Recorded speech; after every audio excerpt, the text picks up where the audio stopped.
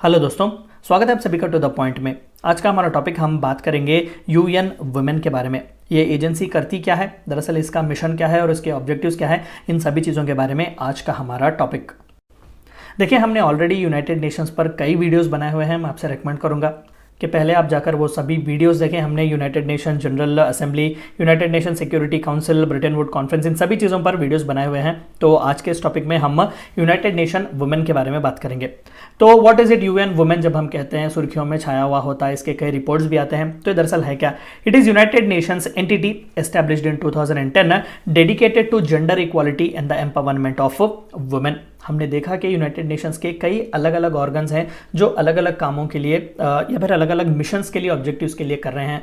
जब हम United Nations environment programme कहते हैं तो स्पेसिफिकली एनवायरनमेंट के लिए है, और जब हम यूनिसेफ कहते हैं तो खासकर चाइल्ड और एजुकेशन रिलेटेड जो है इशू से हम बात करते हैं। तो यहाँ पर यूनाइटेड नेशंस वुमेन जो है वो यूनाइटेड नेशन का ही एक स्पेशलाइज्ड एजेंसी है, यूएन की ही एक एंटिटी है जो 2010 में एस्टैब्लिश की गई थी।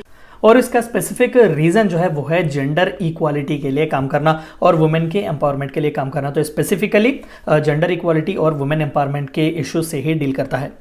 It works globally to make the vision of sustainable development goals a reality for women and girls and stand behind women's equal participation in all aspects of life।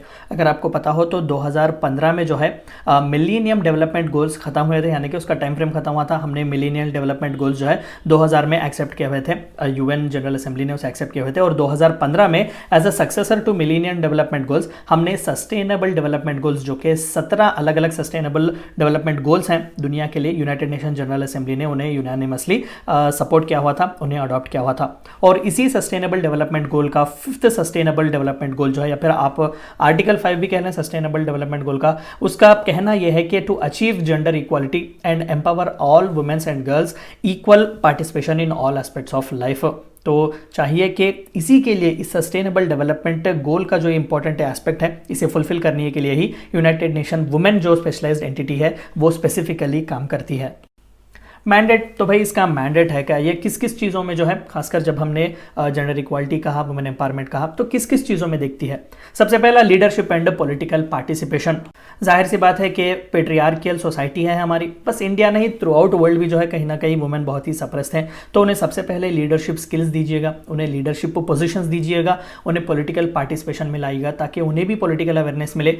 Equal gender rights क्या होते हैं, human rights क्या होते हैं, इस तरीके के political participation में जब वो आएंगे, पॉलिटिकल कॉन्सेप्ट्स को देखेंगे, तभी तो जो है उनका एम्पावरमेंट होगा। इकोनॉमिक एम्पावरमेंट, उन्हें इकोनॉमिकली भी एम्पावर करना है। एंडिंग वायलेंस अगेंस्ट वुमेन, रोजमर्रा की जिंदगी में हम कई डोमेस्टिक वायलेंस देखते हैं, अब्यूज देखते हैं, वुमेन ट्रैफिक्स वगैरह देखते हैं, उसके खिलाफ भी काम करना है। ह्यूमैनिटेरियन एक्शन, जहां कहीं पर भी उन्हें जरूरत हो, फाइनेंशियली हो, इमोशनल सपोर्ट की भी क्यों ना जरूरत हो, वहां पर प्रोवाइड करना।